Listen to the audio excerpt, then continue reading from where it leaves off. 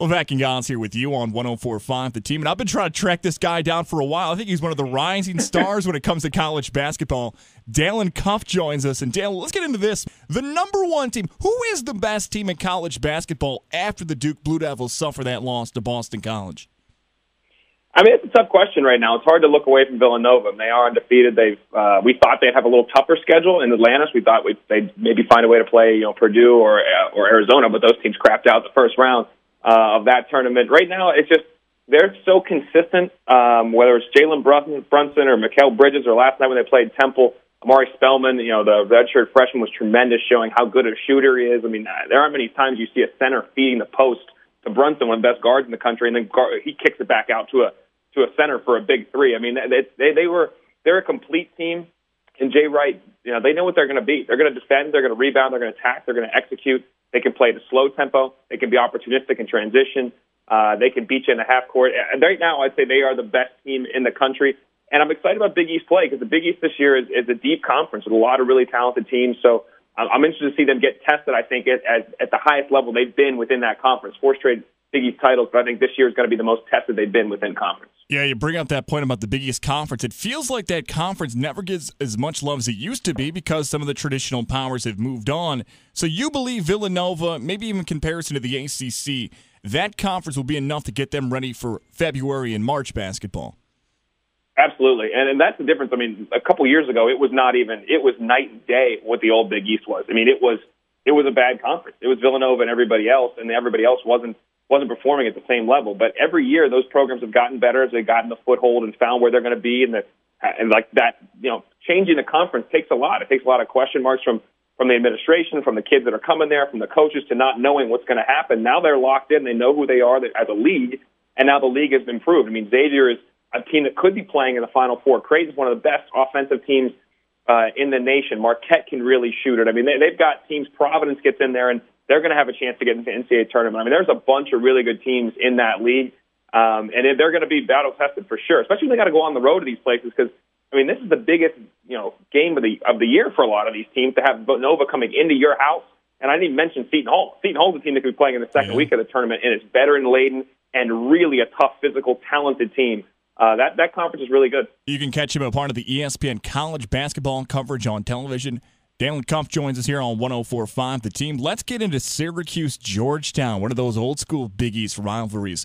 What can you see from this matchup coming up Saturday afternoon between the Orange and the Hoyas?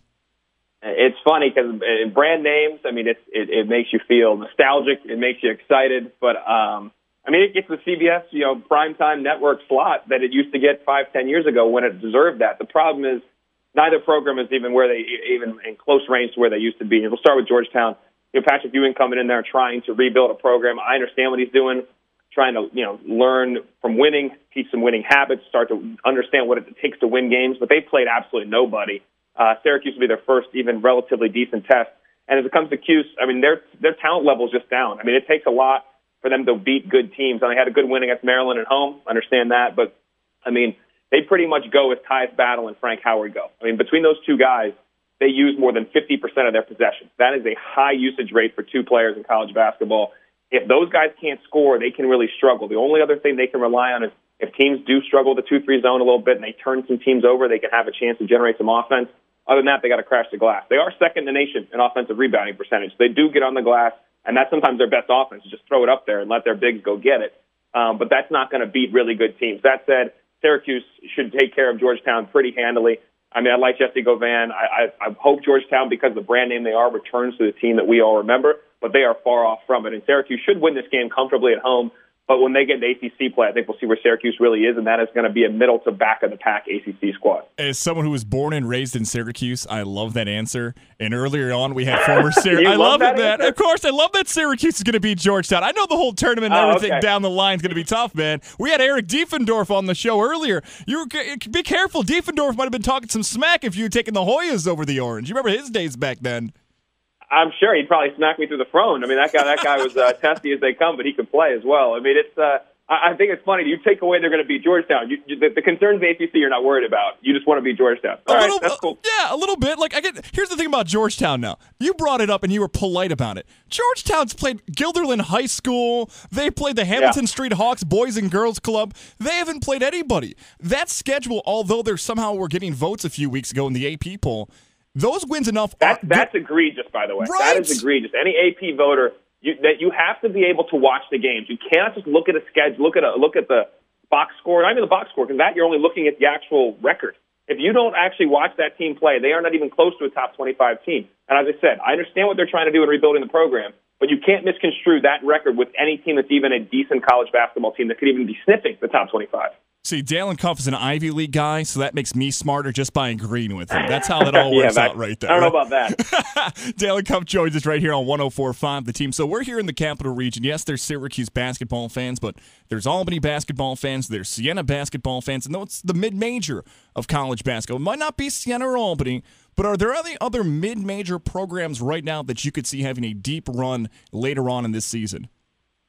I mean, I'll give you one that's in your conference right there that you just mentioned is Vermont. I mean, I really love that team. I know they've had a couple losses with some of the higher. They went out and played a really good schedule, and they've lost, I think, 3 of the last 4. But John Becker's got a great crew up there. Trey Bell-Haynes is one of the best point guards in the country. That's without saying mid-major. He's one of the best point guards in the country. Anthony Lamb, one of the most versatile bigs in the country, creates a lot of matchup problems. So Vermont's a team that if they can run the table in the America East again, they don't have to go undefeated again like they did last year, but get out of that conference, which is always still hard to get out and not only dominate your conference in regular season, but then do it in the postseason tournament. If they can get in the tournament, they could knock off a team. Middle Tennessee State is just, I mean, what Kermit Davis has done down there is tremendous. And how he continues to get grad transfers to come in and play their best basketball when they get there. And when they come there for that 5th year, they improve, and they're playing at a different level. That they just beat Ole Miss handily. They took off in the end of that game. I think they have Auburn coming up this week. But Middle Tennessee is a team. Remember, folks, they beat Michigan State 2 years ago in the tournament. I mean, this is a team that knows how to win in the tournament. They won last year in the tournament. That they are a very good team and a very good program.